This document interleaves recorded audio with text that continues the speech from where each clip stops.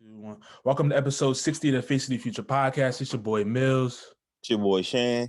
Your boy Mansa Moose. What's good? What's good with y'all, man? We down to the wire, episode 60, last episode of the season. But before we get started, if you're watching, if you're listening, whatever station you're on, subscribe for all the updates for when we come back after the season ends and all the up-to-date news on the whole network.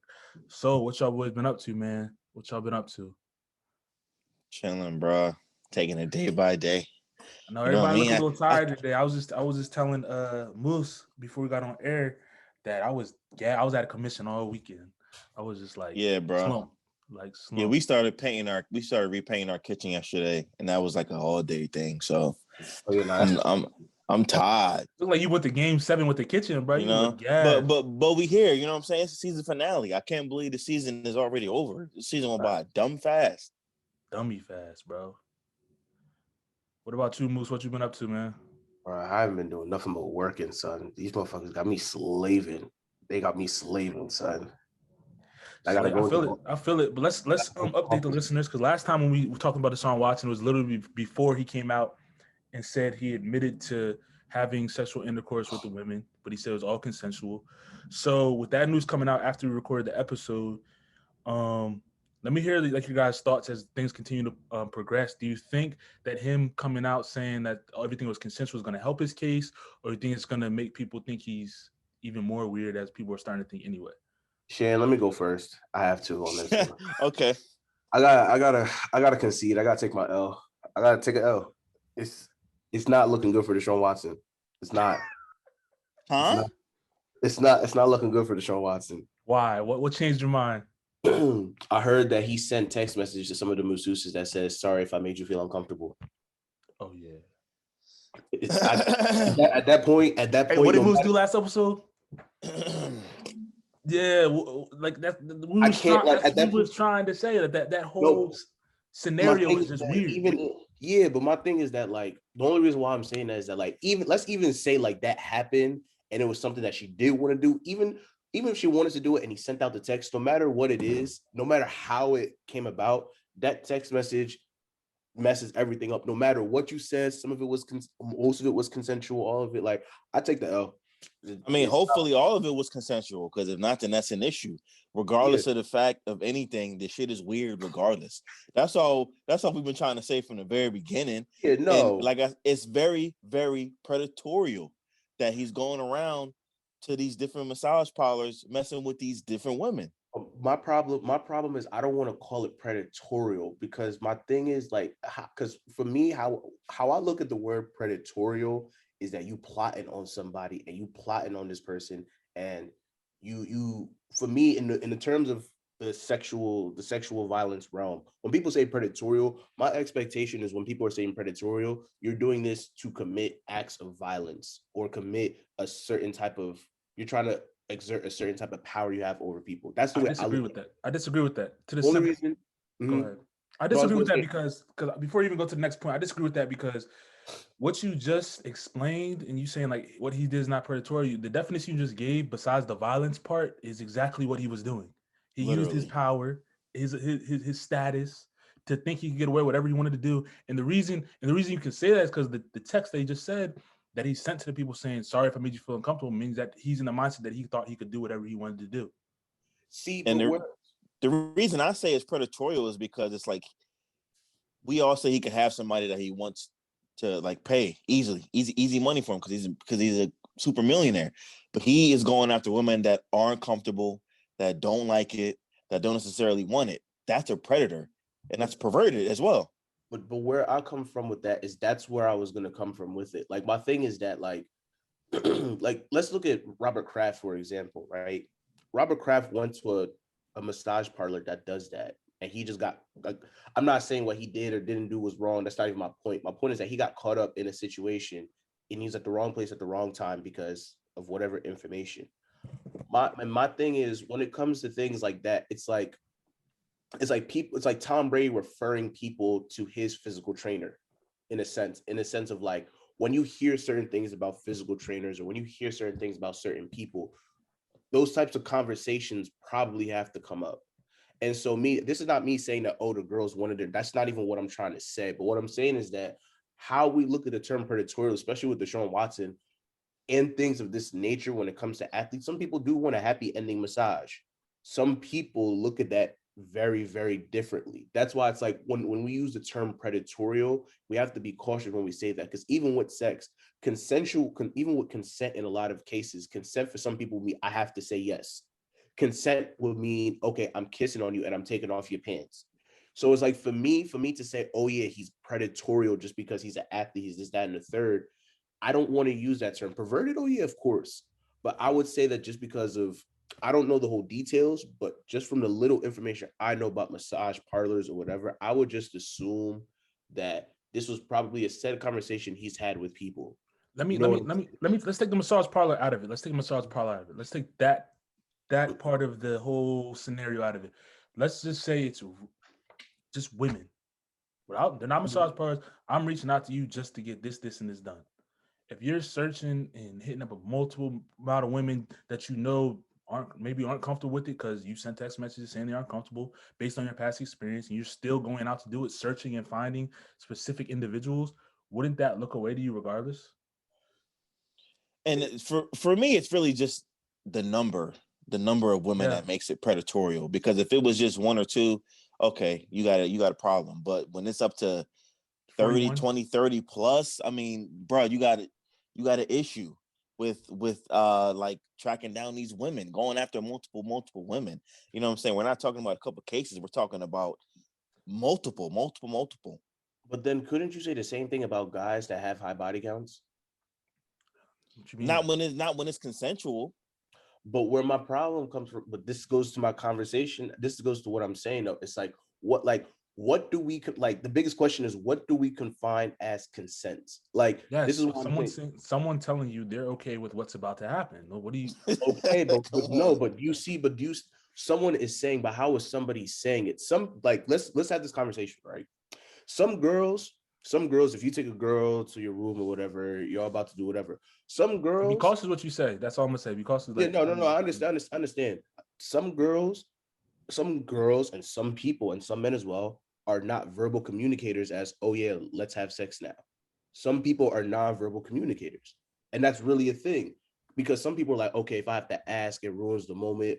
Or for some girls, oh, if I have to ask you to do something, it ruins the moment. In some cases, yeah, you want to have those conversations with people, but for some people, it's like, for example, I don't want to say something weird, but it's like some girls are like, okay, let me stop you. So basically your question before you even go. I think yes, it has to be. I think verbal communication is a must when it comes to that situation. And two, it's predicated on the relationship you have with that person. If you're someone, because we're talking about the Deshaun Watson scenario, if you're going to someone that you've never met before, which in these cases, their first time meetings with a lot of these people, because like you said, the number is ridiculous, then there has to be verbal communication. There is no if, answer, but there's no non-verbal communication. If it's someone you first time you met, the first time they're working on you, whatever it may be, like there is no. I feel like there's no gray area with it. It has to be said that this is okay. Yeah, and where I'm coming from with it is the same thing. Like, there's massage parlors that do happy ending massages. And there are some girls, and this is why I'm not saying every girl was okay with the show, but what I'm saying is that there could have been girls that he have contacted that said, okay, yeah, or he's talked to people like, oh yeah, she gives happy ending massages or whatever. And he probably said, okay, yeah, I want to go to that because I want that. Now, in terms of how everything happened, I don't know. But how I'm looking at it is, if you're dealing with numerous amounts of women and you're flying these people out, you're flying yourself out, one of two cases have to happen. Either you're getting this information that people are down to do what you want to do, or you've talked to somebody, or three, in the case that we're all talking about, that he really just may have just been like, you know, I want to take advantage of these women. I'm just looking at it from a standpoint of, I don't know. And because I don't know, I can't sit here and throw the term predator on him, because I feel like a lot of times when we have these conversations, we're quick to throw people into the predator conversation. We're quick to throw even people who have sexually abused women into their friends into the, oh, you're a rapist apologist conversation. When we don't know these people, we don't know the information they had beforehand.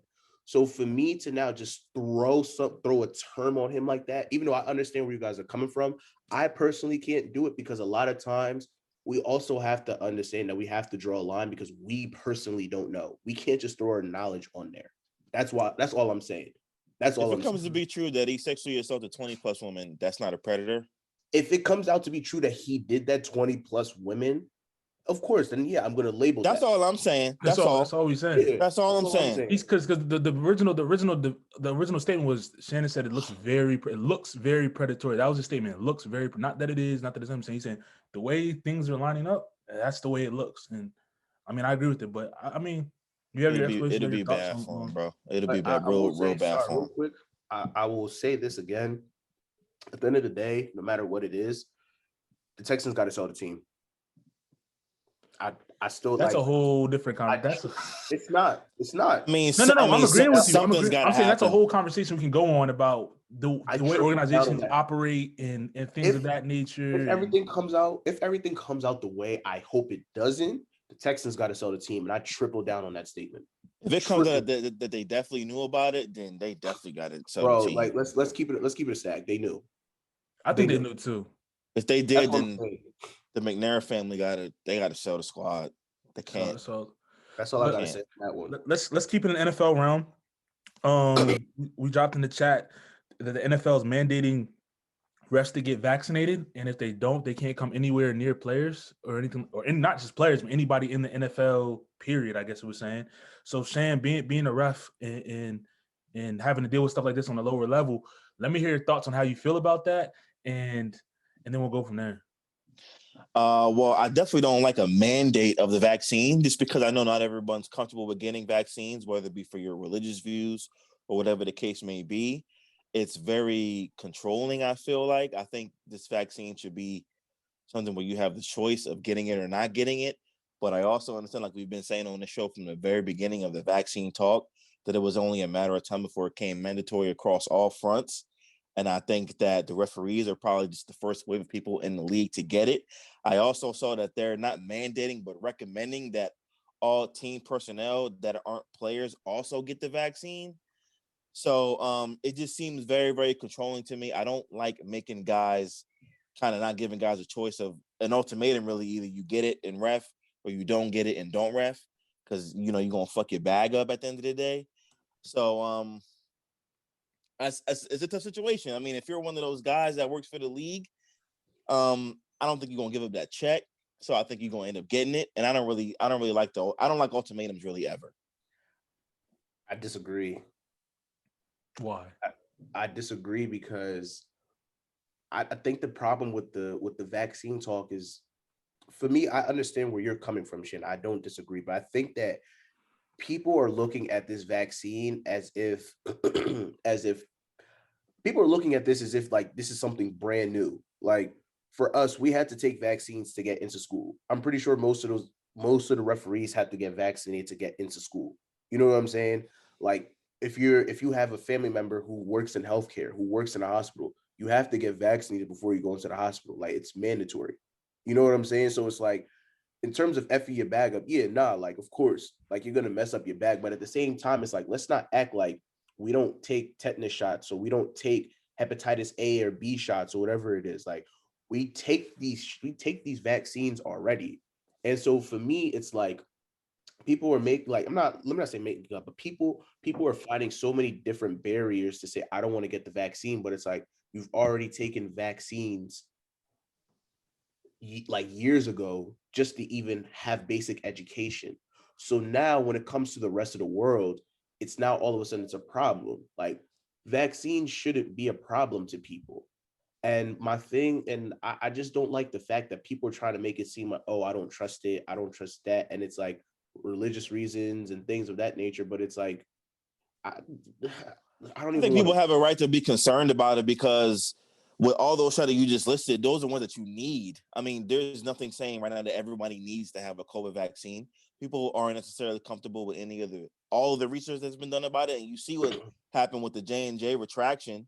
So, I mean, with people not being 100% on board with it, different than a hepatitis shot or a tetanus shot, I don't see why you would make people have to get it if they're not comfortable with it. But that's my thing, though. It's like, my thing is the thing was with the J&J vaccine, it was 6 people out of how many people that have been administered that vaccine.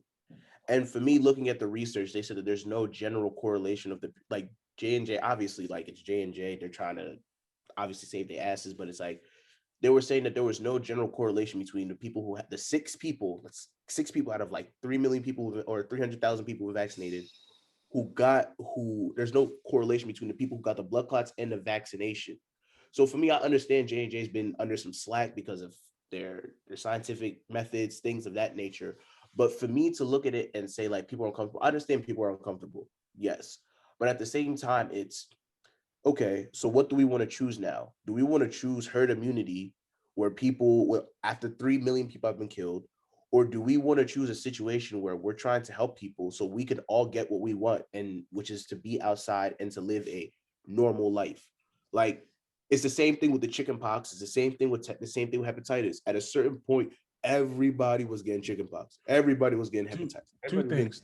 Two things. First, I gotta ask you both this question. Since the NFL is a private organization, it's not like run by the government, whatever it may be. Don't you think it's in their right to be able to mandate what they want for their employees in their organization, saying like absolutely, like the hospitals do, whatever it may be? Absolutely, for sure. And then two, when it comes, and then you guys are talking about concern, because that's been Toby's like I guess argument and your argument, Shan, on different sides of the spectrum, but saying people are going to be concerned or people shouldn't be concerned, whatever it may be. But even if it's the slightest bit of backlash from I guess the results of like whether it's the J&J, the Pfizer, whatever, the Moderna, don't you think people are in the right to not want to get the vaccine because of those things that are happening? I think people should definitely have the right to choose if they want to. It's their body. And like we're not required to get flu vaccines to work in the league, you know what I'm saying, and stuff like that. So I think people should have the choice. But I also understand why the NFL is trying to do it, and I get it, and it's a business. And at the end of the day, they know most of the guys are going to capitulate to what they want. So, you know. I mean, like people have the freedom to do whatever they want.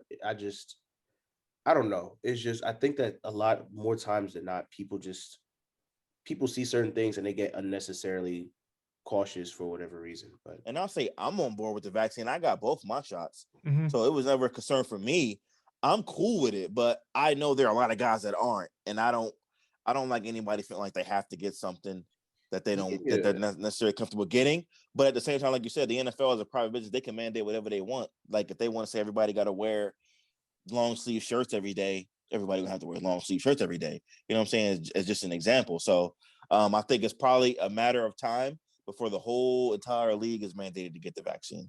Yeah, it's like my thing is that people are free to choose to do whatever they want, but don't be upset with the results of your decision. Like my thing is taking referees out of the equation, right? Let's say hypothetically speaking, nobody chose the vaccine, right? Nobody in America took the vaccine, right? Because they don't trust it. And now they're like, oh, well, I want to go outside. I want to do this. But people are just going outside doing whatever. You're still spreading COVID, but you don't want to take the vaccine.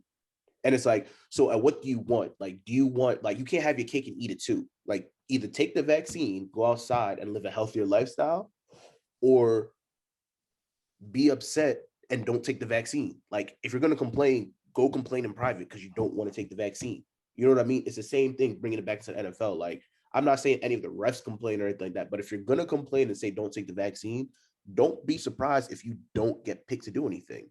If you want to be a referee, go take the vaccine and you will be okay. Simple. None of them will probably complain publicly. They're probably just complain to a union, have a union speak on their behalf. That's what I was going to ask as Shannon. So because you, like I said, you have more knowledge in this field. When it comes to that, say they don't take the vaccine for whatever medical reasons or religious reasons, whatever it may be, are leagues allowed to like hold their checks and not pay them because they don't take it? That'll be a union dispute. Whatever is in their CBA is how that's going to be figured out. I'm sure there's some underlying thing in their CBA. I don't know if you guys ever looked at the CBA, but like it is wild. You should take a look at it, Tobe, because you're going to law school. I read one of them one year. I mean, I tried to read one of them. It's like so many pages, but there's so many things in there that you can't even like imagine. They cover every single little thing. So I'm sure that's something that's worked out in their CBA that could be a potential battle going forward, but I doubt it'll get that far. But they'll definitely, I'm sure, like I said, I'm sure not everyone's going to be on board, so they'll definitely speak through their union reps. Do you think it'll trickle down to like college, high school, all that stuff where it has to be like if you're a ref, you're going to have to be, since you're going to be around kids and athletes and collegiate campuses and things of that nature? Probably for sure. And like I said, maybe all personnel will have to be vaccinated because it's kind of hard to control. I mean, I don't know. It's weird because like the players themselves and all the other personnel have the ability to be out doing everything that the refs can do. You know what I'm saying? So why is it the refs that are the ones that are mandated to get the vaccine? You know what I mean? Makes sense. So that makes me like kind of like what's going on. That's why I'm saying they're kind of like the guinea pigs, and it'll be like a trickle down effect. They'll probably start with us and move forward. I think on that scale and that scale in the high college football scale, it'll be easier because they could probably have access to more vaccines. Mm-hmm. At the high school level, probably not so much because they can't really. There's nowhere for them to go to say, all right, everyone go here to get the vaccine or come to this facility to get the vaccine. There isn't that. There's no union like there is at the college level and at the NFL level. So I don't think it'll trickle down to high school, but NFL and college football for sure. And that brings me to my next question about if that does happen, do you see this as a way for like the big pharmas to partner with, say, like the NFL to get their medicine into the league, whatever it may be? You're using my, say, like, you know how J&J's has their backlash. Now I can say, oh, well, we're partnering with the NFL because the NFL says our vaccine is the best one, so go get it, whatever it may be. Do you see that as an opportunity for like whichever one to slide in there and make something like that happen on the money side? Without question, you know the NFL is a business. They love doing deals. That'll be another good way of marketing for them because they'll market with a Moderna or a Pfizer, like kind of the same way ESPN does now, where it has a lot of their employees showing them getting vaccines. I think it'll be the same exact way, and they'll make money off it because it's the shield, and that's what they do. What you think, Toad? I'll listen to the question wrong. I thought you meant, are they gonna try to ship other types of medicine? But no, I think that's what'll probably happen. I don't have like. You thought I said what? I thought you were saying like, do you think it's a way for them to kind of like do a deal with the NFL to bring in like other types of like vaccinations or other types of like, If you're talking about strictly vaccines, I think so. It's gonna make people want to go and get specific ones. So I don't have anything else to say on that one. That's facts. Let's keep this conversation going. Talking about like NFL ownership, not just ownership in the NFL, but just ownership in general. There's been a lot of like different things in the mainstream, whether it's entertainment, sports, where you see former employees like we'll use Delonte West. He was strung out on drugs. Mark Cuban came and put him in a rehab center, took care of him, whatever it may be. And then now you see a famous hip hop artist, Black Raww, who just passed away, R.I.P., who was under Bad Boy, and he was in a state where he was crying out for help. He was homeless. And nobody really came to help him out. So the question I pose to both of you is, do you think that it's an owner's job to help past employees if they're out struggling? Because you see one instance where Mark Cuban, he went out of his way to go help Delonte West, a former employee. But then in another case, you have Diddy, who didn't really, when Black Raw's out for help, he's getting backlash for not lending a helping hand when he's a billionaire. So what are your guys' thoughts on things of that nature? I think if you have a label, I think if you have a major organization and you're helping people and you're providing entertainment, things of that nature, I think that you need to be able to provide those resources to help these people. Simple as that. If you're an NBA team, like hypothetically speaking, like even for your ex-employees, because that's the question, right? Ex-employees. I was about to go to that. Like hypothetically speaking, let's say someone like Kobe, right? Rest in peace to Kobe. He wasted all of his funds. Somebody who's been a lifetime member of the Lakers, who's brought billions of dollars to your organization, you should be able to help him. Like, there's no reason why it's like, oh, well, that's it. We've paid him. Like, my thing is that these people bring in billions of dollars. These music labels bring in billions of dollars, right? And these people don't even have opportunities. Looking at music, for example, these people don't have opportunities or resources to help these people that they're essentially exploiting, in a sense, to make sure that they're the best version of themselves before, during, and after, their employment. In the music industry, I think that all music artists should be able to have access and resources to mental health professionals. You work in a very, very rough industry. You're forced to perform 6 months out of the year to make your true money. A lot of these artists get swindled in business deals. And then you have situations where sometimes your manager is not even really helping you the way that you need to. So it's like, as a label, it shouldn't cost you anything to just say, well, go to this therapist to cost you X amount of dollars. You should be able to provide, hey, these are certain hospitals you can go to. These are certain therapists you can go to. Hey, if you need just saying hypothetically, if you need a food bank or you need business, like you should be able to help these people. It doesn't cost you to throw $1,000 at an artist for medical expenses. It shouldn't cost you to be able to provide an in-between housing situation for certain artists. Like you can't say, oh yeah, we gave you your money, that's it. Like I get it, that's America, that's capitalism, but it's like it's morally wrong. You know what I'm saying? And it's like even looking at Diddy, it's like Diddy makes so much emphasis on Black love, Black power, this, that, and the third, and you couldn't help Black Rob. You couldn't help some of these artists that you screwed over. You know what I'm saying? And it's like me looking at that, it irritates me because it's like you're only for Black love and Black people when they're making you money. But what happens when they stop making you money, when they're not the hot artist anymore? How do you plan on helping these people? You know what I mean? And it's like these are the people that you put them in your entourage, they your crew, they your mans, this, that, and the third. And then when shit goes left, now all of a sudden you know where to be found. So yeah, I think I feel like companies definitely do have responsibility to help their employees. But I also feel like if you're an employee that does whatever you do with all of your money and you lose it all on your own, as an owner, how is it my fault? You know what I'm saying? Why do I have to come and clean up? Because let's say you gambled away all your bread. It's my responsibility now to help you out. You know what I'm saying? Yeah, no. Or I'm just looking at it in situations like that, right? In situations like a Delonte West where he had a clear drug issue, I commend Mark Cuban for stepping in and helping him out, because even if we go to the topic that we were talking about the NFL and the concussions and the drug use and all that, there have been a lot of NFL players that have fallen victim to that, and the NFL has offered no help. And the NFL has offered no help with these guys as far as their concussions and their headaches and their medical expenses, stuff like that go. So I definitely think there's a responsibility there. But if I look at a situation like somebody that just gambled away all their bread, I don't feel like it's my responsibility to then come back and take care of you or help you if you lost all your money in that way. But I definitely think that, like you said, it takes companies nothing to help people out in most cases, especially when you're billionaires, just to offer just a little bit of help. Sometimes it might all be all that someone needs, but in some situations, I don't think it all falls on the company. That's what I was gonna say. When it came to both your perspectives, like you also have points of view that I definitely agree with.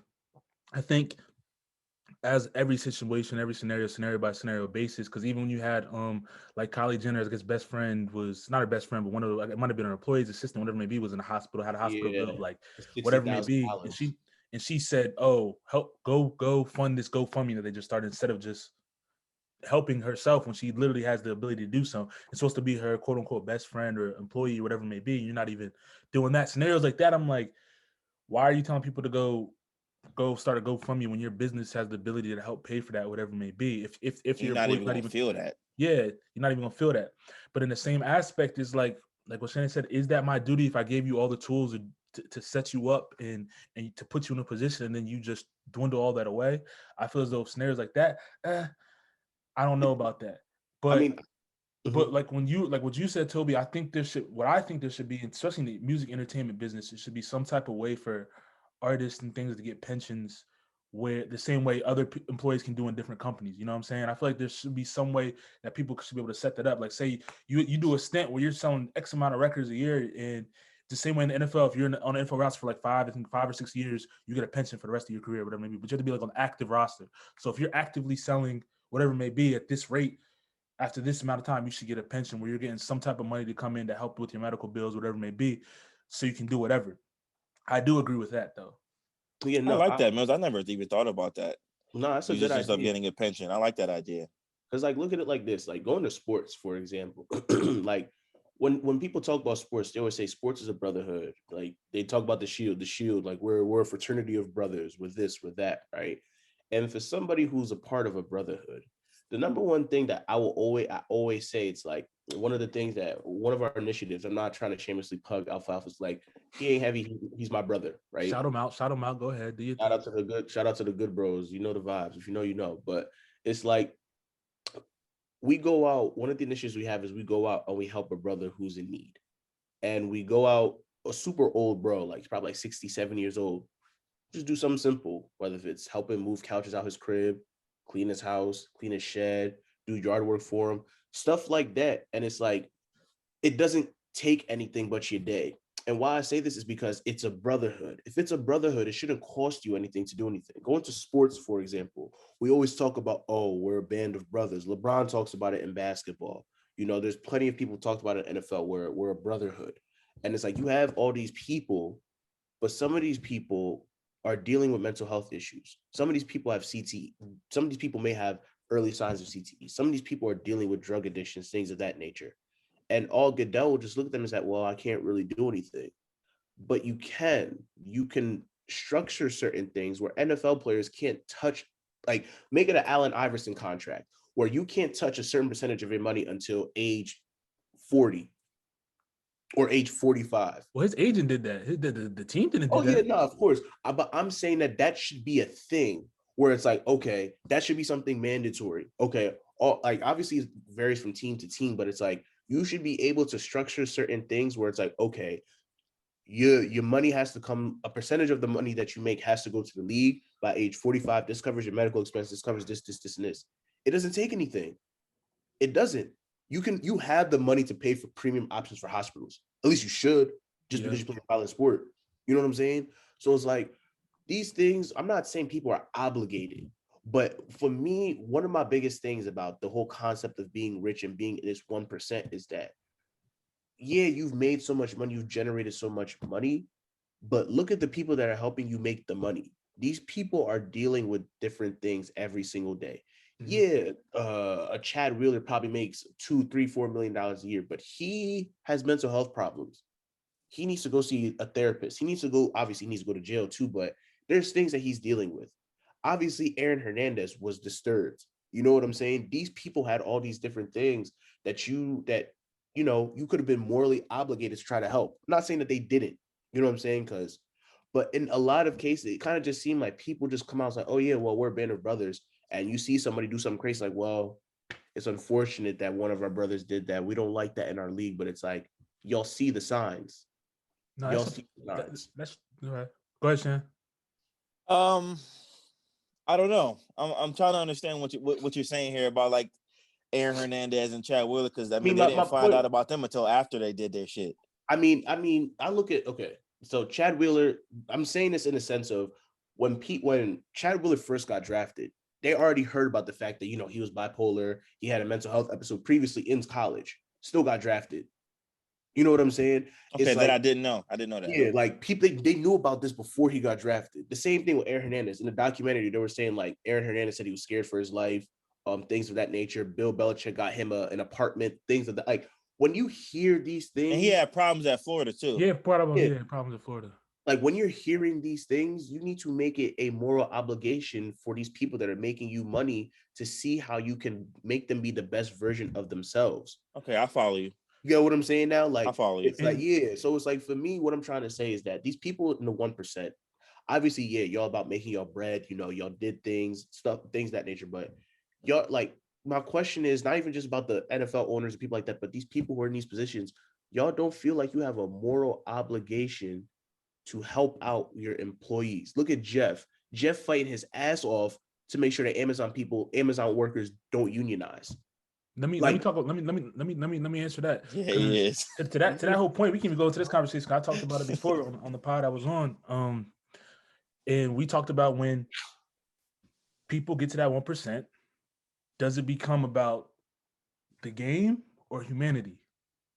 Game. There's two different roads. Some people take the game. I'm just worried about stacking this bread, getting whatever me, because the most power is to be able to do what I want to do. And some people, where they go, it's about now I'm in a position, now I can reach back and grab people, whatever it may be, and help them out. I'm about the humanity side, the moral side that you're speaking of, Toby, to go back to make the people that are helping me get to this position better. So I feel like those are the two roads that people take. And a lot more times than not, a lot more people, they get to the game. It's like, oh, it's the ego thing that you're talking about. Yeah, this guy can't catch me. I want to be the top dog when it comes to the amount of money in my industry, whatever it may be, market share, all that stuff. And you have guys on this side, it's like, all right, money's not really what I'm chasing after. I just want to get to a position in place where I could help my family not struggle anymore, help their families not struggle anymore, whatever it may be. So it's a matter of who are you dealing with, I feel as though, because like you said, when you go back to Diddy, he talks about all this Black empowerment. Don't get me wrong, he's a great businessman when it comes to getting stuff done, but when it comes to that whole topic of Black empowerment like that, it only seems to be brought up when There's money involved. So, I mean, and that's something we have to call out. To call a spade, no matter how much we like him, no matter how much we like his story, what he's done in the culture, whatever it may be, you have to call a spade. You know what I'm saying? So it's like, that's the question you have to pose. It's money like, is power, bro. Money is power. And that's what they're after. You know what I'm saying? Like, I think once you get to that level of like a Jeff Bezos, you don't really give a fuck about the people at the bottom, for real, low key. You know what I'm saying? That's why Amazon hires whoever, whenever, on the spot, same day, no matter what your record is, because it's a machine. It's a machine that just keeps going. To get a job there too, to be honest. And that's what I'm saying. They hire anybody and everybody all the time, all year round, 24/7, and they could pay people $25 an hour, you know, that don't have a job. You know what I'm saying? They don't even pay people $25 an hour. Amazon. But I'm just saying, to just work them to death, whatever they paying. I mean, Amazon pays. They pay solid money. They pay okay money. You know what I'm saying? I mean, when I worked there, I'm joking. What year did you work there? Because now I know they offering like 17, 18 to start. It's like 17, 18 now. 17, 18. They offer 17, 18 to start. That's more than an national norm. Starting out, I think. Especially for somebody coming from a situation like you got felonies, you can't get a job. Yeah. You know what I mean? That looks good. But that's here nor there. Let's jump into the face of the song today. We're gonna get back into this ownership topic and get into the power and things like that, because there's a lot to be discussed on that. So let's jump into the face of the future song of the day, presented by MBT.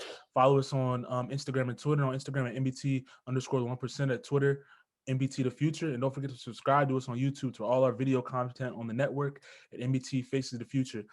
This song comes from our guy on the MBT roster, CBM Raww, just dropped a new single called Toxic Activity with 22 Wavy. Got a lot of people buzzing, things of that nature. And the single is leading into his project that's dropping the 23rd, this Friday. So make sure everybody's listening, go stream it. Called Pressure Makes Diamonds. It's his debut project, 7 songs. It's gonna have a lot of people talking. You guys heard it. I just played it for y'all. Y'all like it. So once again, this is CBM Raww featuring 22 Wavy, Toxic Activity. Once again, that was CBM Raww featuring 22 Wavy, Toxic Activity, streaming on all platforms, so go check it out. And CBM Raw's debut project, Pressure Makes Diamonds, drops this Friday, April 23rd. So make sure you guys go run it up and support the young up-and-coming artists, because this project's solid, man. So let's jump back into what we were talking about, and business owners get into that position of power where they have a lot of money, and just basically the morality of the situation. Tobe, you dropped in a group chat a link of who was the guy that was interviewing the Black Lives Matter owner? Mark Lamont Hill. Can you kind of explain what the interview was about, and then so we can just dive into what was talked about, because it kind of falls into the topic that we were just discussing of ownership, money, and power. So Mark Lamont Hill is a professor at Temple University. Shout out Temple. He's also a brother of Kappa Alpha Fraternity Incorporated. Shout out D9. He started a new network. I think it's called like Black News Live. I think it might be on CNN. And so he basically just talks about Black news, current events, things of that nature. And he brought on the owner of Black Lives Matter. I don't remember her name, and to be honest with you, I really don't care for her name. But they had a conversation about, a lot of things that have been circulating about the Black Lives Matter movement in terms of where the money's going, how she moves, and things of that nature. And one of the clips that kind of went around was her talking about her house, because she recently just bought a multi-million-dollar house. Patrisse Cullors, that's her name. Patrisse Cullors. She just bought a multi-million-dollar house. And this is in light of after what we talked about previously, her and Black Lives Matter signing a TV deal with Warner Brothers. And, a lot of people in the Black Lives Matter organization calling them out about the transparency of where the funds are going. So I just dropped it in the chat because I wanted to know your thoughts, because I don't want to start. I'm gonna let you guys start. They raking it in over there at BLM. They bringing that bread in. They bringing in that chicken, bro. They bringing that bread in. And go ahead, Shay. You go ahead. You want to start off? Go ahead. I mean, I'll keep it short and sweet for y'all. My feelings about Black Lives Matter have not changed. I definitely don't like some of the directions that the organization goes in. I didn't like the thing that came out about the money and where it was going. We thought it was corrupt from day one. They move sketchy. They move weird. The vacations, the homes, all the bread that y'all got, the promises that you guys made as far as what you were going to do with the money, I feel like none of that shit really happened. With all the money that was received, I feel like there's a lot of Black communities that are struggling that should be in a lot better positions because of what you said as your initial, like the initial things you were going to do with the money. So it all looks very, very weird. I've never been on board with it from the very beginning. So yeah, my feelings on the Black Lives Matter haven't changed one bit. To also add, my thoughts before you go, because you gonna have. No, I'm just adding some information, some context. To also add something else, there was, I think it was one of the other founders. They had brought up the fact that who was it? It was Mike Brown's father, Mike Brown Sr. He had asked for $20 million, and they had kind of told him, they kind of essentially basically said that we shouldn't be having this fight. It's about money. I'm paraphrasing for all our listeners that, this is a situation where we shouldn't be arguing about money. We should be arguing about the movement. And they were basically, in the interview, Patrice Cullors was like, this is not a charity, things of that nature. So, I just wanted to add context to that. Yeah, because I was going to add on to that as well. When it comes to that, like after watching the interview, there were some things that just stood out to me when she was getting interviewed. Was like she wasn't really answering the questions at all. She danced around it. And then when she tried to answer the questions, she always tried to make a point of going, well, the properties I am buying are being bought or going into like Black realtors or Black real estate or Black communities. You know what I mean? I'm like, but that's not the point of the argument. It doesn't matter who you're buying it from. It's like, why is the money that's for the organization going to your personal benefit? Unbelievable. She said, and then she made a statement saying, I've made no money off of Black Lives, like no salary off of Black Lives Matter. All of it comes from the deals and things of that nature. When that doesn't make sense to me, because you just got to deal with the production company. So where the money in the past, where was that money coming from? You feel me? So that doesn't really add up to me. I could feel it for was when people were putting her address and stuff all over the net and all that stuff, which could harm her security. I understand that. I kind of like felt sentimental, but I had empathy with her for that. But other than that, on the larger scale, I was like, you were dancing around everything. Like it's not people. He was asking you direct questions about where's this money coming from, where's this money going, how are you getting paid, whatever it may be. What about your vacations? What about all these excess homes you're buying in the hills or whatever it may be? And you never really answered it. And every time she would dance around it, he would let her answer, and then he'd come right back to it, and she still wouldn't answer. So I was just like, all right, that made it even more sketchy about he has no answers. Yeah, that's what I'm trying to say. Like, you had your chance to like validate what was going on, and you didn't even validate anything. So it's like that makes anybody that was skeptical or even wanted to support you, it might have taken them back even more and brought them away from what the whole vision is. And then I think another point she made was to blame the right wing for trying to mess up the mission of the Black Lives Matter community and all that stuff. She kept blaming the right wing. That was like her main thing. And then his last name's Hill, right? Lamont Hill is his name. He kept saying, well, it's not just the people in the right wing, it's people in the left wing too are saying stuff about it. So what do you have to say about that? And she didn't really have any answers. So it's like, how can you defend that? I mean, it's crazy that she said the thing about like Black realtors. I'm like, dog, like that's your answer to that fucking question, bro. Like that's your fucking response. It's just like you really don't give a fuck. Like you came into this interview knowing that you was about to get grilled, and you came ill fucking prepared. So you just don't give a fuck when it comes down to it. Like you might as well have not even had this fucking interview. Real rap. You might as well just stay behind the scenes and stay low key. Those are my exact sentiments. Like I watched the interview, and what I noticed is that she answered the questions very, very carefully, and she answered the questions and she didn't say more. She said a lot less than what she needed to say. She said a lot less than what she needed to say. A lot less.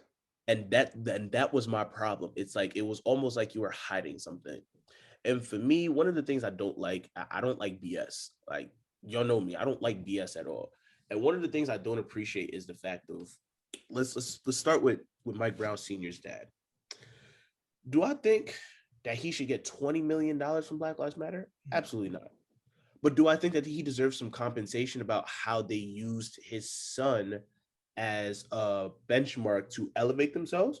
Oh, yeah. Absolutely. Not even from a sense of, oh, we're paying you for marketing, but just in a standpoint of compensation for, how do I say this, re-traumatizing you about the fact that your son is gone. It's the same thing with Tamir Rice. It's the same thing with Deontay Wright. It's the same thing with all these black men that have been killed, that you have used these to elevate your platform, and none of these people have gotten compensated. But you're talking about, oh, Black Lives Matter is a global organization. Black Lives Matter is this organization, and we're this organization that does this, and this. But your members are saying that, your members are saying that you haven't given them money. Black Lives Matter in Washington, D.C., Black Lives Matter in New York have also just stated that, okay, we want to see transparency and we haven't received any funds. Last year, y'all definitely brought in at least minimum $1 million, minimum. And that's on the low side. That's me heavily underestimating it. Yeah. And not one of your branches got that bread. Not one. Now you come in, you got a TV deal, which I said, I hope that this is not what I think it is. I said it. I hope it's not what I think it is. And it is. They basically taking money that they make from the donations of people because they're capitalizing off the trauma of Black people. And this has been, and I don't even want this to be a Toby was right situation, but this is the shit that I've been talking about for like the past 3-4 seasons. Black people have a problem. We're profiting off of each other's trauma. We sit here and we make all this money off of our trauma. We sit here and we continue to put in bad notions about who we are as a people, and then we wonder why we're still in the same place. It's because of shit like that. Oh, we're a global organization, but you don't do shit for the poor Black people. You don't do shit for people in the hood. You don't do shit for addicts. You don't do shit for people who are coming home from for making in-between houses. They got to go to county to do that. They got to go to the state to do that. But y'all definitely almost $1 billion organization have not done jack shit for anybody in the country. And that's what pisses me off. It's never been about, it was never been about, oh, who are the people that organized, who made it. It's about the fact of whether you're a Black man, Black woman, Black whoever, we all share the same exact struggle in America. And the fact that you can sit here, profit off of people's deaths, and then look these parents of these people in the face and say, oh, this is not a charity. Oh, we're all fighting the same fight. The fact that you could look somebody in the eyes and say that after you've made that money off of what happened to them, it's disgusting to me. It's really disgusting to me. And it's like, this sounds crazy, but this is, to be honest with you, this is where Republicans and all these other people was right. Black Lives Matter. That's what I was gonna say, bro. Black Lives Matter is a shit organization. And I remember me saying it specifically. If Black Lives Matter really, really, really wanted to make themselves solidified, anytime somebody gets shot, anytime there's any type of xenophobia, any type of racism, they need to call it out. Have they done it? No. They ain't do shit. And that's my problem. Like, I'm irritated because it's like, I want African Americans to be well. I want Africans to be well. Like, I want us to be in a place where we get the respect that we deserve. But when we have shit like this that goes on, we have people like Tyler Perry who make shit movies about our struggle. It comes into a situation where it's like, yo, like I'm upset, but I can't be mad because it's like we sit here and we support bullshit like this all the time. We accept it. We accept it as a whole. We accept it. You feel me? And not to even cut you off about that, but like, because you made a valid point, like, about the whole production stuff. Because the thing that really rubbed me the wrong way, besides all the stuff that you just explained, was how she really put an emphasis. I'm just using the example because that's what we're talking about. She put an emphasis on, well, all my money came from my production deals. It came from my book deals. It came from all this. Is like, you're literally capitalizing off of the deaths of other people, like that, and pocketing it. Exactly. And you're okay with that. And you're okay with it. And like, and she made it. She thought it was gonna like solidify her reason or justify her reasons. Like, bro, you're literally explaining, or you're literally basically putting what Toby's saying in light, and why a lot of people are upset, and you're thinking that it's okay. You feel me? You're literally gaslighting the situation. That's the word I'm looking for. And what's irritating to me about it is that, like, she's trying to, how do I say this? She's trying to pull herself as far away from what she's really trying to do. Oh, I make the money off of TV deals. Okay. For example, okay, how did you make the money? Why are you getting a TV deal?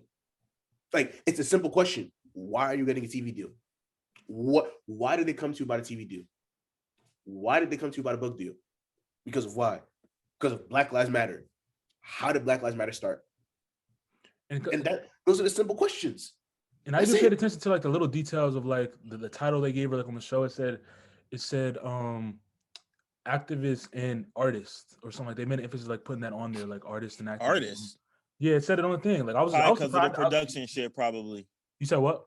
Probably because of the new production deal she got now. You know what I mean, or whatever the case may be. I mean, obviously that's probably like part of the PR part, like to make it so like look, she does other things as opposed to just being an activist. You feel me? But it's just like your whole mission when you started this was to help the Black community. But once I feel like once that money started coming in, they seen it like their whole objective changed. Like, and I'm not just gonna put on her. I'm talking about everybody that's in that organization. We're just pinpointing her because she's the face of it and I'm saying the owner of it. But everybody that's in there that's profiting off of everything is like their whole objective changed. And that brings me to my other question I wanted to ask you guys, because I've seen it. It's been a big thing, and even Lamont Hill was in this picture that was up there.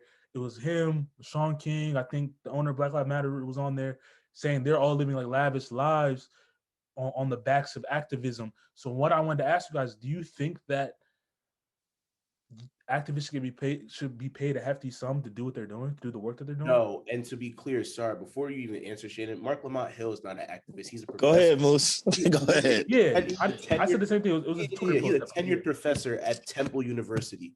I want everybody to I want people to know that. Like, he's not an activist. He's a tenured professor in Philadelphia.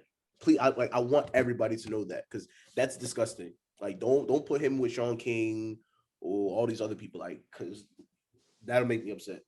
We're not doing that. You're definitely, I mean, being an activist is cool, but I mean, people gonna make their money somehow, some way. Yeah. You know what I'm saying? So, I mean, I think at the end of the day, they're gonna do what they gotta do to survive. And I think when you're on that level, like a Sean King and others that do the same thing he does, once you see the money start coming in, you find ways to maximize on that shit and keep maximizing on that. Yeah, in your heart, you probably all about social activism and all that. Don't get me wrong, but at the end of the day, also, especially in today's day and age, you're gonna get that fucking bag. And you're gonna get it however you do, especially when you in a field like that and you see what your pocket is, you definitely gonna maximize off it. Do we like to see it? No.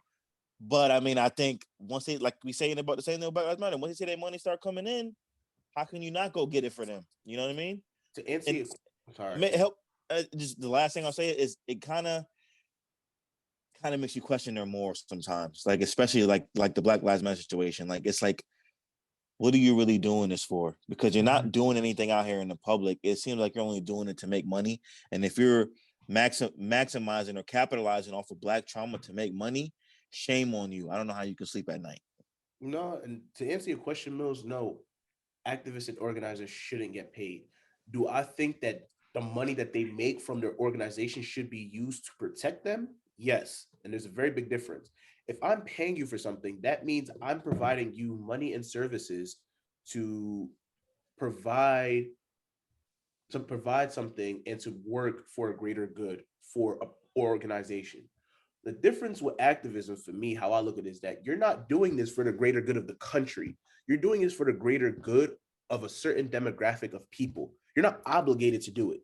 Martin Luther King wasn't obligated to go do the March on Washington. He wasn't obligated to do any of the things he did. He was a pastor. That's it. You know what I'm saying? So it's like, for me to sit here now and say, oh yeah, organizers should get paid. At that point, that's how you get complacent. The reason why Martin Luther King did what he did wasn't because of the fact that he was getting paid. No, he did this because it was a passion in his heart. And what happens is it's the same thing in the music industry, sports, everywhere. When you start throwing money at people and people start seeing money, the passion leaves. And that's why it's like, when you look at certain people, like taking this out from organization, for example, when you look at people like Tom Brady, who continuously look to find ways to reinvent themselves, to be inspired, that's what we should aspire to be. Because money comes in, people are like, I'm making 60, 70K, I'll be all right. I'm making 100K, Black Lives Matter will be all right. Oh, I got this new house that paid off, Black Lives Matter will be all right. Everybody will be okay. And that's what happens. And so for me, organizers shouldn't get paid, because everything that you're doing, you're not obligated to do it. You're not obligated to go do marches. I agree with you to an extent. I agree because I agree. Some of those points you made, I agree with. But on the overall aspect, I feel as though that they should have compensated something for the work that they do, whether it be for sure. Like I'm not saying they should be living like lavish or whatever. Not who am I to say who should be living lavish or not? But what I'm saying is they shouldn't be paying like millions for like activists, whatever it may be. But I feel as though they should be compensated something to a point where they can take care of themselves to keep doing the work that they're doing. And that's what I'm saying. There's a difference. There's a difference between I'm paying you $80K to go do marches versus let's take Martin Luther King, for example, versus Martin Luther King's life was threatened. Malcolm X's life was threatened. We need to spend money on a getaway house, and we need to find a way to do that so Martin Luther King can stay there. Or we need to pay for a hotel for a couple of weeks. We'll have Martin Luther King stay here. There's a very big difference. Yeah. That's where I look at the compensation. Food, of course, that's fine. Yeah. When you look at certain, like, that's where I draw it, where it's like, okay, compensation, yes. But I'm not paying you, I'm not paying you $100K, $1 million. No, hell no. Like they get paid to do shows and do appearances and do events. Yeah, the money's gonna come. Like, the money's gonna come in like on different. They gotta make a living somehow. They have to make a living somehow. Yeah, I don't disagree with them saying, oh, if you want me to come speak about this, like at an event or whatever, maybe getting money, go get your bread. Like that's cool, go get your bread. But when it gets to the point where you're exploiting that's where the line needs to be drawn. Like like I said, when she was, when she was bragging about the book deals and all that stuff, it's like. Cool, it's cool that, but the way you're bragging about it just changed. Like, I'm not mad that happened. I'm mad that you're using that as a scapegoat or a cop out for why the bread is missing. You feel me? Like, that's where I drew the line. It's like you're almost like just throwing it in the people's faces that are asking you for like a valid answer. You feel me? So it's like that's where I was rubbed the wrong way when I was watching that whole thing. You know what I'm saying? They're trash.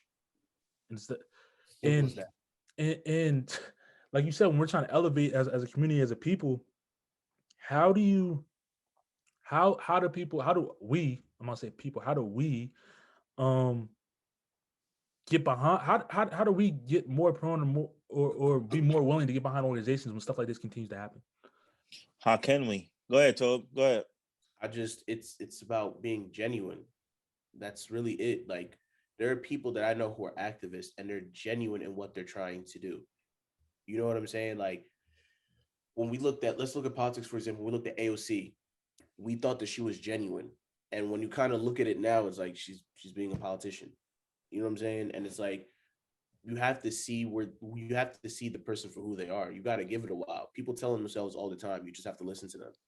That's really it. Like, when you just observe, you see it. Me, I was going to donate to Black Lives Matter, but I didn't, because I didn't know what they were doing with the money. I didn't know what was going on. I observed, and now look, I'm damn glad I didn't donate my $100. You know what I'm saying? And it's like, when we move, like, and that's part of another problem with activism as well, where it's like people do move off of emotion, which is fair. But at the same time, it's like when we're quick to just throw our bucks at people and people understand that, that's where the problem comes in. You know, when people start pulling on your emotions, you know, as a creative, I understand that you're pulling on these people's emotions. And that's why it looks so disgusting to me, because there's even an art form of doing that. No, there is. Yeah, facts. For her to do that, and for Black Lives Matter to do that, it's just trash to me. Like, it's just irritating to me. Like, I don't have any other words. It's just irritating. It's hard to put our trust in anything. You know what I'm saying? Because, you know, in the height of the George Floyd situation, you know, people were asking me, you know, where should I donate to? And I was giving them, donate here, donate there, donate there. And now I look at this shit that's going on here. I'm like, I don't know where none of that fucking money went. I don't know where any of it went. You know what I'm saying? So it's like, it makes me feel bad, one, for putting out something out there that I think didn't really help anything. You know what I'm saying? Because people were trying to help. I was trying to steer them in the right direction.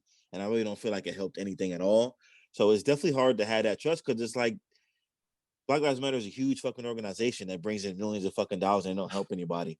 How can we get behind that? Or how can we get behind any other? You know, who's to say that the next organization to come along isn't going to be on the same type time? You know what I'm saying? And that's just setting us further and further and further back, in my opinion. Exactly. And it's just a bad look. It's just a bad look. I think it makes it easier for people on the right wing and even people on our side too hate it too, but it makes it easier for people to be like, look at that bullshit over there. You know what I'm saying? They got their own. They're not even helping each other. You know what I'm saying? Exactly. So it's just a bad look. It's just a bad look. Yeah, that's all I got on that one. Yeah, that was a good segment for sure. Well, on a different note, Moose's Michael Jordan and Kobe Bryant linked up for a conversation. Moose's Messiah. Moose's Who's Messiah. His Messiah. His idol pulled up. His idol pulled up to the Joe Budden podcast to sit down and have a conversation. Like that statement. I don't like that statement. Why?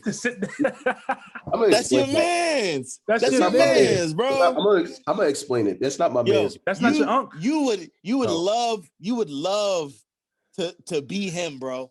You would love to. You would love Tope. You would love to have a show like him, talk like him the way he does. Yo, you wouldn't even stand like him. You and him have so much in common. Yo, you a fan now if you met him? No. He said no. Kevin Samuels, that's your man's though. No. He said no. That is not my man. You understand some of the points that he makes. He is a means to an end of what my personal beliefs are. Explain, elaborate.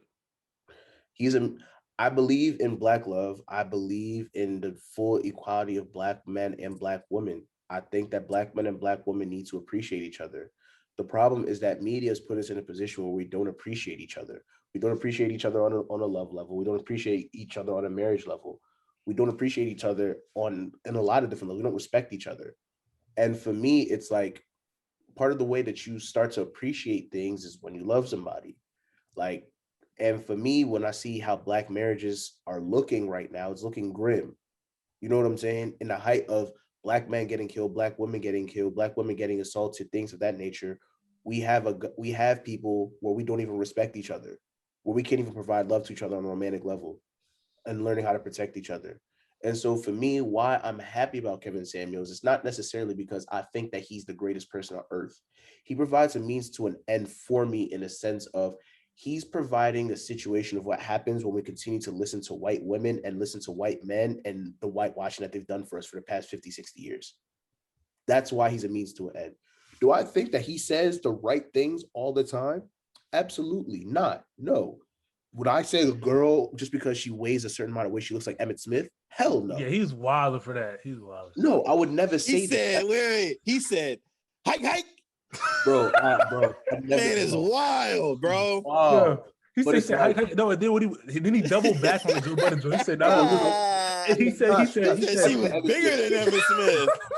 I said, yo, this man is out of pocket. No, it's like I understand where he's coming from, but my thing is that as African Americans, he said, hi. Nah, I can't. Crazy, that, bro. He's wild. No, I just think that us as African Americans, we're trying to be entitled to something that we were never even meant to have in the first place, bro. And that's my number one thing. Like Kevin Samuels is showing us what happens when we think that we can be entitled to the same thing that white people think that we can be entitled to. That's why. I feel like he speaks a lot about entitlement, and I hate entitlement. That's all in any front, relationship, life in general. I hate any entitled individual. A lot of stuff that he says I agree with, but he fucks it up when he says shit like you can hit the egg out like a motherfucker. Like when he says shit like that, I'm like, bro, you can't be going on saying shit like that. You got to admit. He's irritated. That shit is funny. Shit is hilarious, but I'm like, you can't be making valid points and then follow it up with some shit like that. You know what I'm saying? And it's not even how he says it; it be the way he be saying it.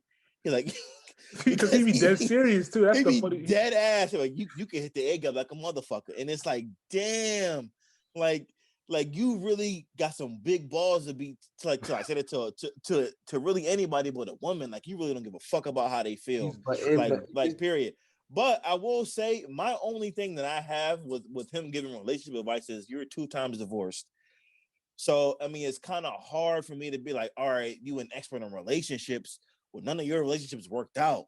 But wouldn't that make him be better prone to this didn't work out for me? So yeah, but I don't know how you can tell I mean, I get what you're saying, but he's telling people how to be in a relationship when you don't even have one. You know what I'm saying?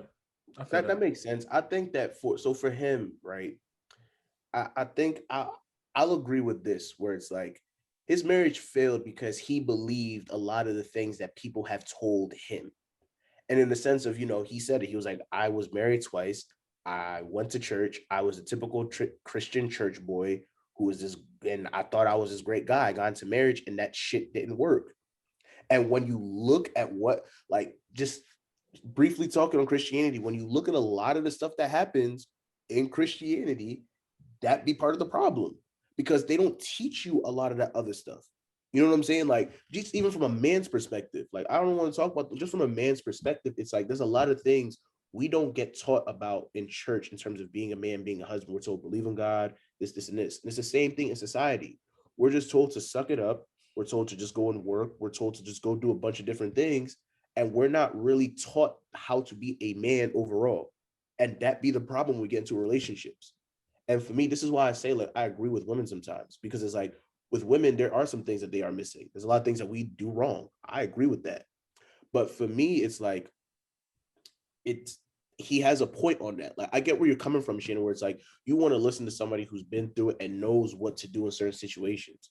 But for me, it's like, it's the same thing. Steve Kerr got 3 chips and he wasn't Michael Jordan. You know what I'm saying? He may not be the superstar who knows everything, but he knew what it took to do what he needed to do. And now look, Steph Curry thrived. Clay's thriving. You get what I'm saying? And so I understand where you're coming from, but it's just like, sometimes it's not always the person who's in it can tell you. It's like you're telling somebody it's like a rich person telling a poor person, save your money. Right. No. What all I'm saying is that's why I see people having an issue with the things that he be saying. Yeah. I'm not saying that I disagree, because I think he makes a lot of valid points. And there's a lot of times where he'll ask women questions and they don't even have an answer for him because they don't think about it in the way he ever presented it to them. And I do think a lot of times in what he says, he always brings it back to a very kind of black and white definition that's easy to understand, right? I just think that a lot of people look at it as, you not fucking married. How the fuck you gonna tell me how to operate in a relationship when you don't have one? It's like me going to ask a basketball coach how to run a football team. You know what I'm saying? Kind of thing is how people look at it. But I mean, like I said, I think he makes a lot of valid points. He's very controversial. He's very fucking honest, and he's somebody that definitely is a pioneer of I'm gonna die on this hill. Sure. Yeah, I think, like I said, for me, it's a means to an end. I don't think this is the end of like this whole black man, black woman marriage debate or dating debate. I just think that he's opened the door for a lot of other people to come in and do what they needed to do. Like for me, I listen to the Roommates podcast. They're a great podcast, 2 guys. They give you an overall view of what it means to be a guy, things that guys want, things that women want, things that women don't want. And for me, this is why I said it. For women, y'all have been right about this. For a guy not working his ass off, there's no reason for us to be sitting here complaining about pussy, complaining about any other things that we complain about. We're not working our asses off. Women do, in this modern generation, women do work a lot harder than us in some aspects. A lot of guys nowadays, we're not getting to the bag the way that we should be. I'll be honest. I'm not saying it's all guys, but some of them. And that's why I see why women do complain. Who's this predicated off of, though? Like, who are you basing this off of? I'm saying this based off, like, for me, I base it off of statistics. I base it off of personal anecdotal experience. And I just base it off the fact of how I see, I guess, just my experiences, I guess. So let me ask you this then, since that's like the conversation, that's where we kind of direct the conversation to. Why is it that men are only allowed to feel entitled to or loved on the simple fact that they provide? Why is it like that? It's just been human. It sounds bad, but it's just been society. Yeah, it's been society. And if you want me to be honest, it's a little bit of human nature. Guys, we're built like, to keep it a stack, women are not trained to kill. They're not. Biologically, like mentally, they're not trained to kill. Men, we are trained. We can be trained to kill somebody. We can be trained to do the heavy lifting. Our body has naturally been like that. And I hate to be the biology typical guy, but it's like, when you look at that situation, most women don't want to deal with a lot of the heavy burdens that they have to deal with. And this is, I guess, this is my I guess my culture speaking, where it's like, I'm not, for my moms, my aunts, all this other stuff, they look at the situation where this is them thinking about it. Women just do what a woman should do. That's easy for them to do naturally. Men should do what they should be able to do naturally. For men, it's to work, bust their ass, do all the heavy lifting, all of that. Women, it's doing more domestic thing. Not saying they should be in the kitchen, but be more domestic. It's easier for them to do that because they're not going to be sitting around working 16-hour shifts, picking up concrete or doing things of that nature. It's been like that. So for guys, it's like when you're in a situation where you transfer concrete into dollars, if you're not making no dollars and you're not busting your ass to make no dollars, no girl's going to respect you, especially when she's putting herself in a position sometimes to work 3 times as much as you. That's where I think it comes from. I don't know if that made sense.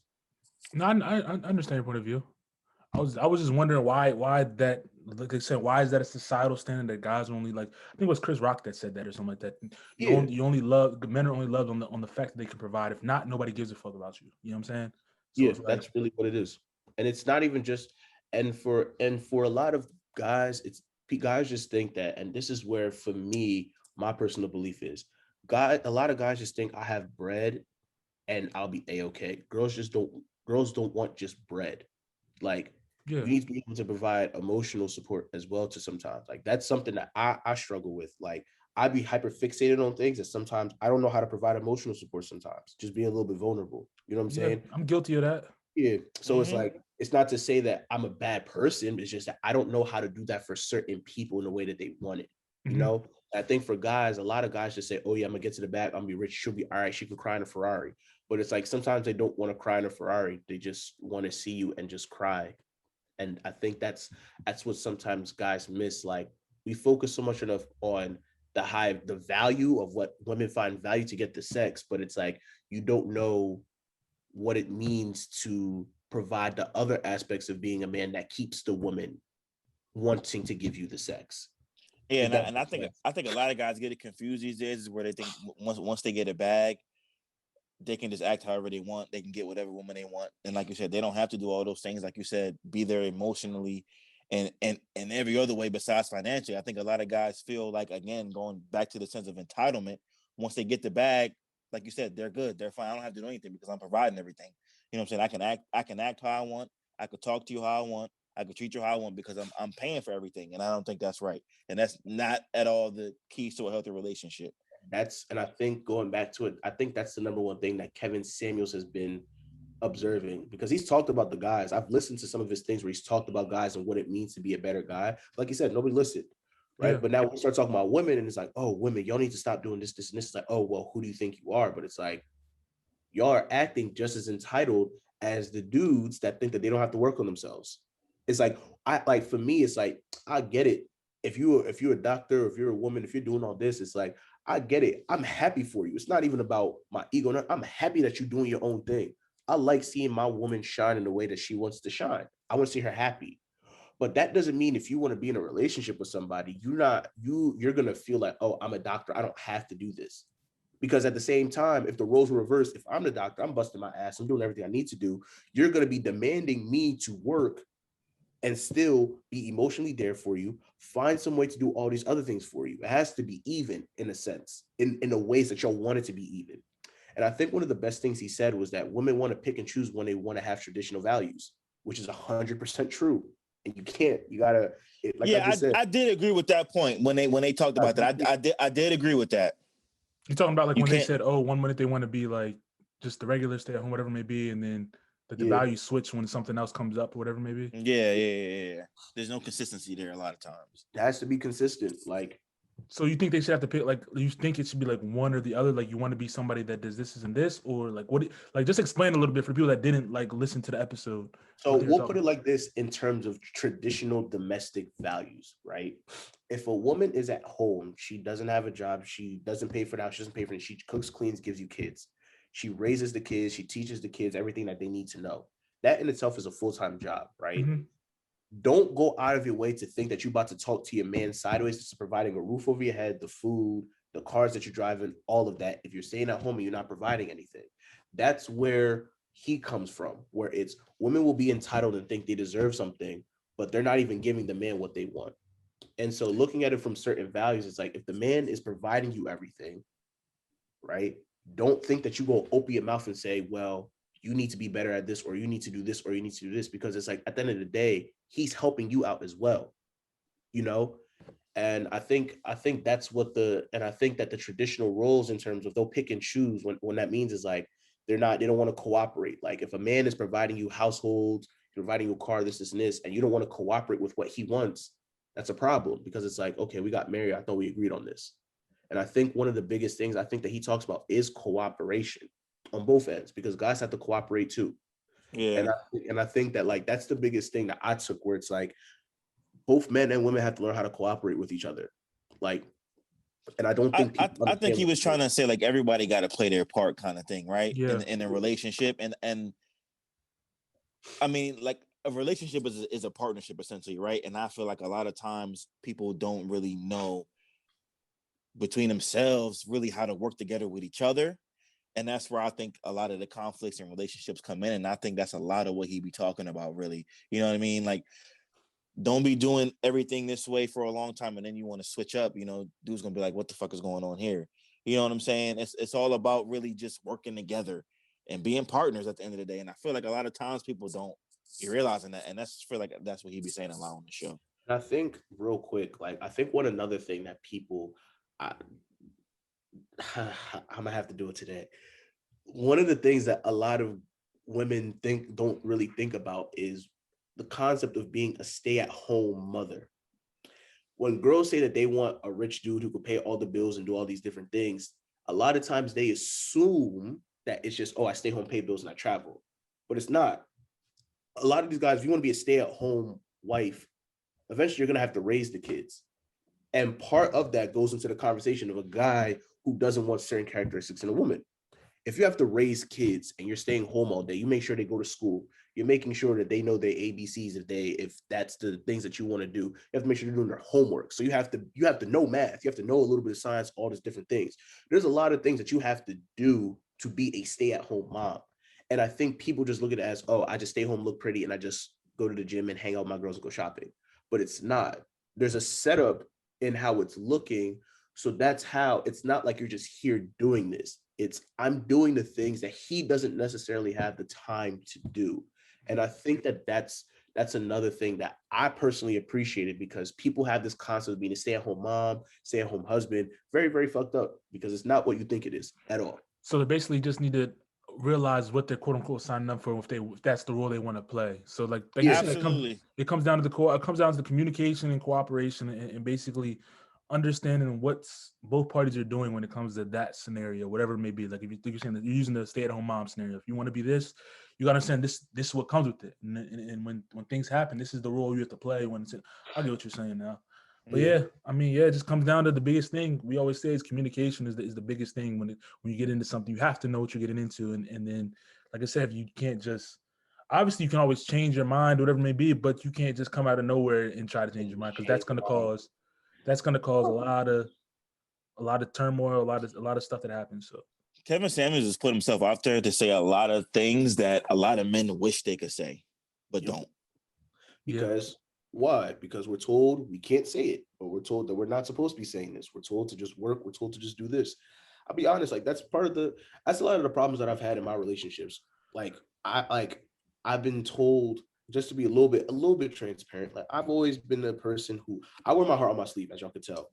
And for me, one of the biggest things that I've always been, I guess, ridiculed for is just communicating. And it's like, part of the problem is that like you deal with girls sometimes who've never been with niggas that communicate. And I was like, yo, what the hell am I dealing with here? You know what I'm saying? And it's like, I'm a guy that works my ass off and I communicate and I try to put my effort into a relationship. And it's like, it's because that's what's needed. And it's just like what you said. It's like a lot of guys aren't really necessarily either taught that, they're being told that they can't say certain things. And I've tried to change that, but you know, I might just have to say fuck Kevin Samuels and just do what the fuck I want. I'm about to stop talking.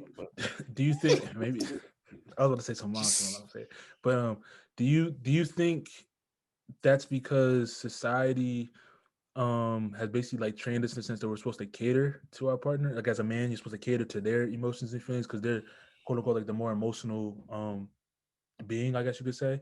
Like a guy's not looked at as being emotional, like so we got to cater to their feelings to make sure everything's right. So we're supposed to stay even keel or whatever it may be. I saw.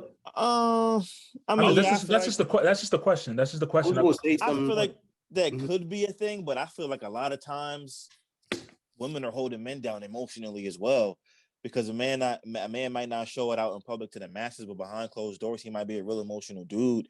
And then when he has that solid foundation in the woman that's holding him down, that keeps him grounded. You know what I'm saying? So I think when it comes to emotional support, I think it goes both ways. It has to go both ways in a relationship. It can't be one-sided. Like I was gonna say, I seen a tweet where it's like boys wanna feel like they the girlfriend so bad, but it's like that's a problem. And this is why people be getting cheated on nowadays. Wait, say that again. Some girl tweeted on Twitter, they were like, oh yeah, girls want to be the boyfriend. No, boyfriends want to feel like the girlfriend so bad. It's basically what Sweetie was saying on that thing. And it's just like, this is the problem. Like, I'll say that one of my things that I've really tried to do, or one of the things that I do want to work on in my next relationship, is providing an environment for both me and my partner to feel emotionally safe. And people don't look at it like that. It's like, yeah, communication is key, but if you're not providing the environment for a girl to be emotional like she wants to be, and a guy to be the way that he needs to be, the relationship is not going to work equally. Because yeah, guys can be emotional, but you still also have to make your boyfriend feel like your boyfriend and make him feel like a man. Because what's the point of you getting all the shine outside, doing everything that you need to, but you come home and your woman make you feel like you're worthless? It's the same thing with a woman. It's like a woman can feel pretty. Everybody's telling her she's pretty, but when she comes home, she don't feel like, she's that bitch. And I think that once people understand on communicating, being cooperative, and cultivating an environment to where both partners can feel like they can be themselves and be, masculine and feminine, and being a man and being a woman, relationships will work better. But we're not going to do that. We still focus on Birkin bags. So nah, we can close on that. That was good. That was a good statement. That's facts. Having an emotional safe space on both ends of the spectrum is definitely something that a lot of people need to work on in their relationships in general, and I think it would help a lot more relationships thrive. But that was a good episode to end the season, man. Man, it's the end of the season. I enjoyed the conversation, man. I don't know if you got any last words for the viewers until we come back for season 7, which is crazy that we're saying that. But everybody stay safe. Get the vaccine if you can. Keep maintaining, y'all, in 2021. Hopefully next time we talk, we'll be outside a little bit more, be a little bit warmer. Mm-hmm. No the drugs. Drugs is bad. Yeah, stay strong, y'all. Please stay safe. Be careful out there in them streets. People is getting killed left and right, everywhere. You never know. Watch your back and just stay safe. Facts. Stay safe and man, keep up with us because we're still gonna be posting content clips from throughout the seasons on our platforms. Tap into us, and like Shan said, hopefully next time you see us, we might be in person. It's been a minute since we all been together, so that's what we're trying to do. Bring some better content to you guys, and just continue to just put on for y'all because we appreciate the support that you guys giving us through 6 seasons. The viewership has grown, listenership has grown. This is the time while we're in the off season. Tell a friend before season 7 comes up, so everybody can be tuned in because we have a lot more conversations in store. And send us stuff you want us to talk about as well because we want to have some more input for our listeners. And we have some more surprises for y'all in the off season as well to get the listeners more involved. So that's all I got for episode 60, season finale, which is crazy. It's your boy Mills. It's your boy Shan. Peace. Boy, man, some moose. Deuces. Peace.